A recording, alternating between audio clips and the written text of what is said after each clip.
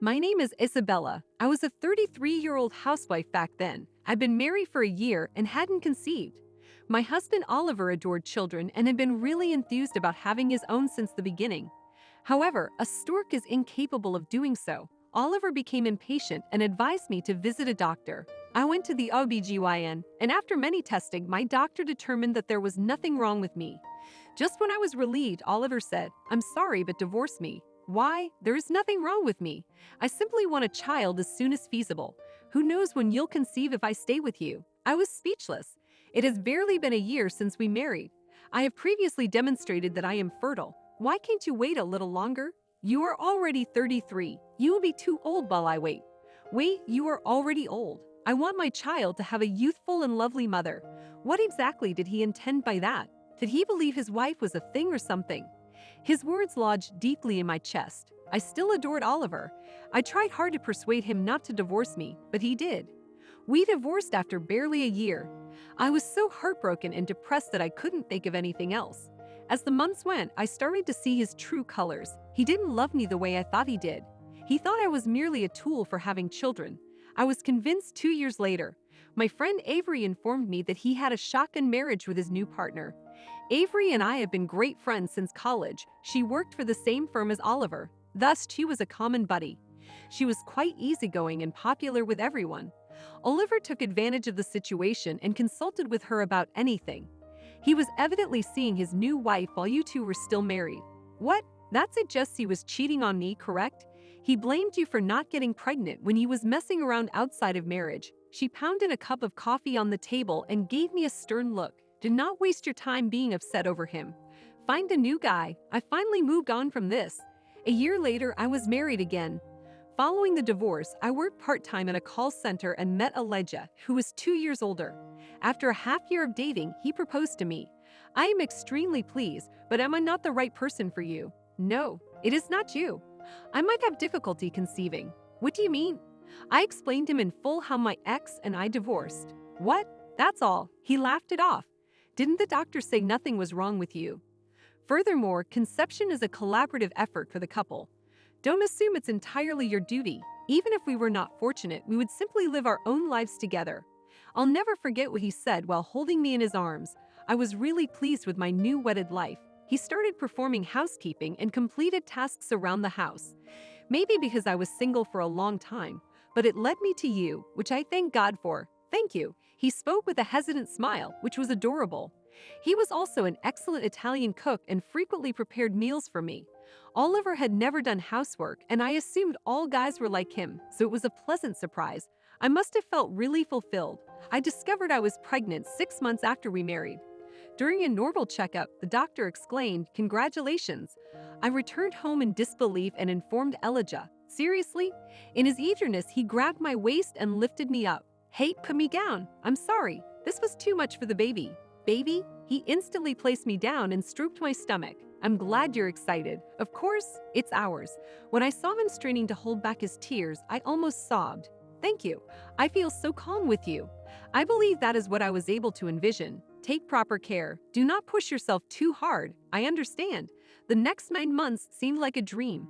I rarely had morning sickness, and as soon as I reached the second trimester, I went shopping with Elijah. It was so much joy to look through and prepare for the baby. I received a call from Oliver a week before my due date. I paused for a second before answering the phone. Hello, Isabella. It's me. Yeah, it has been a while. I heard from Avery that you're having a baby. Is that correct? It is. Why? Because I thought you couldn't become pregnant. What on earth was he talking about after all this time?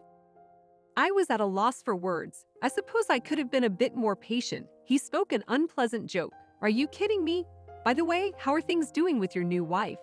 What exactly are you talking about? He acted dumb. Does not matter. It's none of my business. Bye. I hung up on him with a harsh tone of voice. I was curious as to why he called. I told Elijah once he got home from work. I did not divorce him out of hatred, but it is creepy for him to go after all this time. Perhaps he had an argument with his wife and wants to unload on you. He did not sound like that. He even made the nasty statement that he should have been more patient.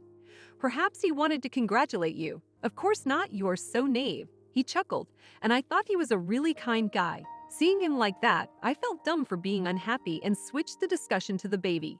It is a girl. My doctor said this to me the other day. We discussed her name again. His expression brightened with excitement. I cannot wait to meet her. The baby was born exactly 1 week later. We named her Grace, which means healthy and strong. When Elijah had her in his arms, he cried and thanked me repeatedly. After being released, I struggled to raise my baby. Of course, Elijah was extremely helpful, but there were many things we were unsure of, and we felt terrible. I wish our dependable parents were around at times like these. Oh well, both of our parents live far away. Why don't you go back home with Grace for a while? No need to fear, Isabella will be with you and her no matter how difficult the situation becomes. We were fatigued after many long nights spent sobbing, but simply glancing at Grace's face, 3 months had passed, and we were finally able to sleep easier once she was on a 50-50 split of milk and formula. Then one day, Sophia arrived with a baby present. Oh my gosh, how lovely! She exclaimed quietly when she noticed Grace sleeping in her cloak. Congratulations, Isabella. Thank you. I'm very delighted you arrived. I hope to arrive sooner. Sorry, does not matter. You are quite busy at work. I am simply glad you finally got to meet her. We sat down with the cake she'd brought and coffee. Grace was the primary theme of our chat initially. After I finished my second cup of coffee, Christy changed the subject. I realize this isn't the best time to tell you this because you're so happy, but will you listen? What is wrong? Well, it is about Oliver. He had a baby straight away with his current wife, so he assumed you were the problem. That's what I expected. But when he discovered you were pregnant, he altered his views and began to suspect he was the problem. It was too late now, and I wondered if his head was okay. He has a child, doesn't he? So what is the problem? He is convinced that it is not his and accuses his wife of adultery. She appeared disgusted. What in the world? Isn't that over the top? When he suggested it, I thought he was an absolute moron. So was he actually serious? He seemed. Even so, she consults him. You remember what he said to me then? A cheater who has cheated before will continue to cheat. I can't trust her anymore. Say too. He should have examined himself in the mirror before commanding. Both of us were outraged. His wife was furious and returned to her parents after a heated argument. I cannot blame her. He was lost and whining about what to do, but I snapped at him that it wasn't my concern. I giggled as I imagined him being flustered at the time. Anyway, he is in turmoil, so don't worry if he bothers you. Don't worry, I have nothing to do with him anymore. I understand, but he is unreasonable right now. I valued her concern and was reminded of her kindness. I'll block him from my phone. That is better. I will make sure he does not bother you again. We heard Grace's cry as she awoke from her nap. I lifted her up in my arms. Avery asked to be held with her arms up towards me. While we were swooning over the infant, I completely forgot about Oliver. A month passed, and I remained busy caring for Grace. Oliver had never approached me, but then his wife appeared at the door, accompanied by her child. She received my address from Oliver's mother. I informed them that they could contact me if they needed anything. Oliver's wife was called White. She appeared young, perhaps in her 20s, and was incredibly attractive, with large, beautiful eyes. Her son William was about 2 years old and looked much like his mother. While we sat on the sofa, William and Grace played on the floor. I really apologize for showing up in this manner. I've been wanting to apologize to you. Victoria started the discussion initially. Apologize? That's correct. I had no notion Oliver was married while we were dating. But then I felt bad about what had happened. I was perplexed and didn't want her to bring it up after all this time. You came all this way to apologize to me? No, we have decided to get divorced. What? You and Oliver? Yes. It's not your responsibility, but I wanted to speak with you, so I showed up. She's starting to vent her frustrations. Her story was quite surprising. Oliver glared and yelled expletives at me, so I showed him the proof of paternity via DNA test. So wasn't the problem solved? Not at all. He used to call me nasty and claim he married me solely to have a child. He degraded me till the results were revealed. When he was assured, he exclaimed, "Oh good, now we can have another child without worry." Can you believe it? He turned 180 degrees. She wasn't finished ranting. I was definitely a mistress, but only because he lied to me. She hit the table. Don't terrify the kiddies. I apologize. She snapped out of her wrath, hanging her head low. So you've chosen to divorce him. Right. He thinks women are just tools for making babies. It does not have to be me. I completely understood her. That is exactly how I felt back then. If you asked me if I hated her, I might have to admit it. Nonetheless, the children are innocent. I gazed at them cheerfully and felt sorry for them. Fortunately, Oliver's parents support me. They are stunned by his folly and have even banned him from their home. They have always been wonderful folks. I agree. I'm not sure how that song got out of them.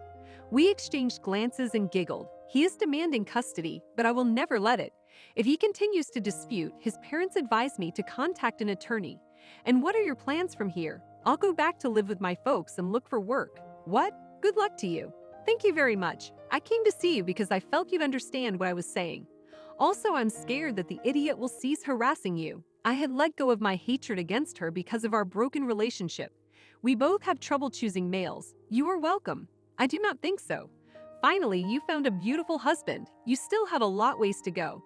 She was all smiles as she departed. I assumed we'd never meet again and waited for her to be happy. A month later, Christy called and informed me that Victoria and Aiden's divorce had been finalized. I changed my phone number so that Oliver would never disturb me. However, he continued to claim that the problem was caused by my infertility at the time. What a tiny man! He kept insisting that if you had been pregnant sooner, there would have been no difficulty. Christy was upset over the phone. I was so fed up with him that I delivered an ultimatum in front of everyone. What have you done? I moved him to a smaller branch. In reality, she was Oliver's supervisor. She was exceptional and had advanced to the position of department head. Is not that a misuse of authority? Women's enemies are also society's enemies. As she laughed aloud, I murmured Oliver's finale. There's nothing wrong with desiring children, but if a man uses a woman as a tool to accomplish what he wants, he has no right to exist in this world. Oliver gets punished by both his wife and his boss, but he allegedly maintains his dislike for women. Even at his new workplace, he is paying the price for getting engaged with someone. There is no way to cure a stupid.